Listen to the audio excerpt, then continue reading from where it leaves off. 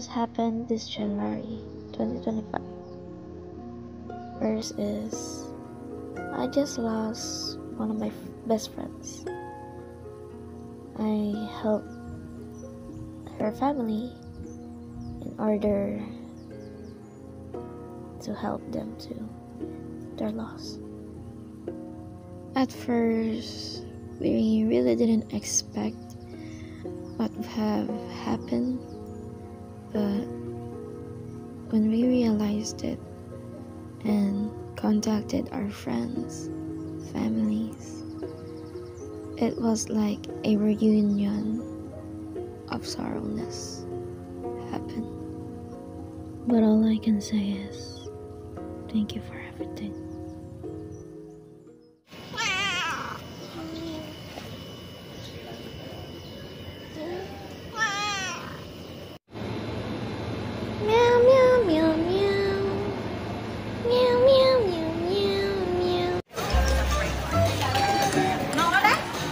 Namamblema po kami HDE and sa bagong team po namin.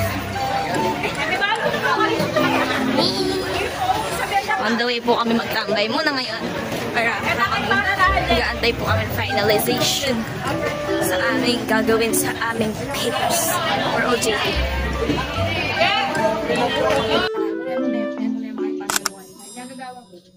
Atras sa bantingan, banta masasani.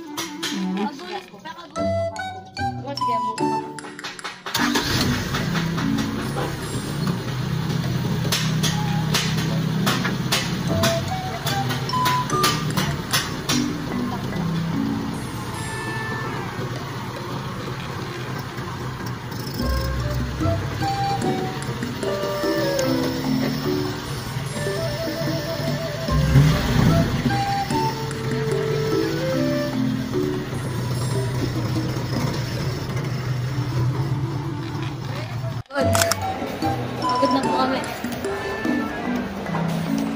Inayos po namin yung aming papers dahil pinaulit po na. And eto, kuhanin na po namin ni Bibi Irish. Knock knock!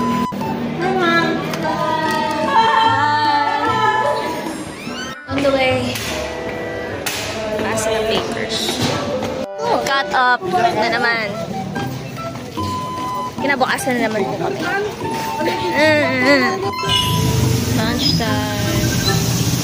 Lunchtime pero 3 PM.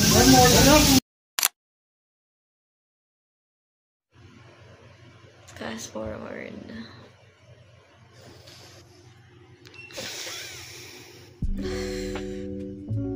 May sakit po ako.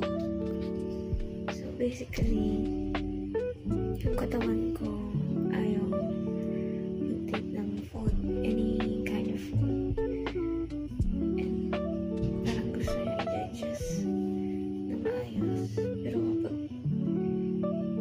dinay-digest niya, gusto niya ikuha. Ganun nangyayari. And now,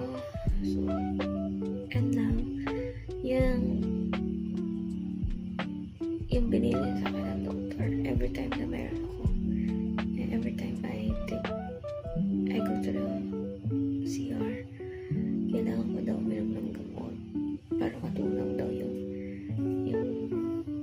ano ko after ko lang sige daw, but binabili nila sa kailangan ko daw diet for my health. So, pinapabawas lahat. And I can't take water, Pocari Sweat, Gatorade for energy. And I only can take foods that are dry. So, bawal ako lahat sa mga mantika, sa matamis, sa maasim. Kailangan ko lang daw ng sakto lang. Like, inihaw na isda. Yun lang. Rice. And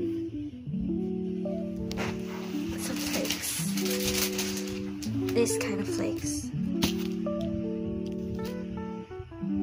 So, yay!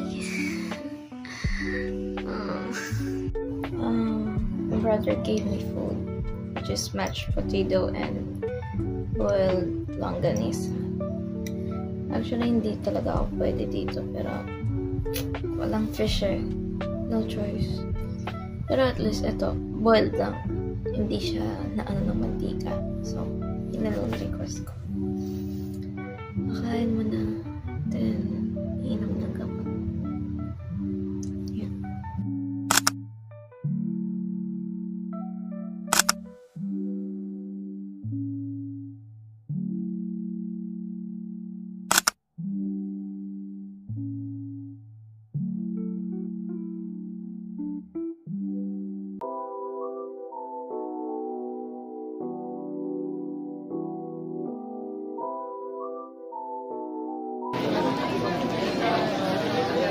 Hindi pa gumagalaw.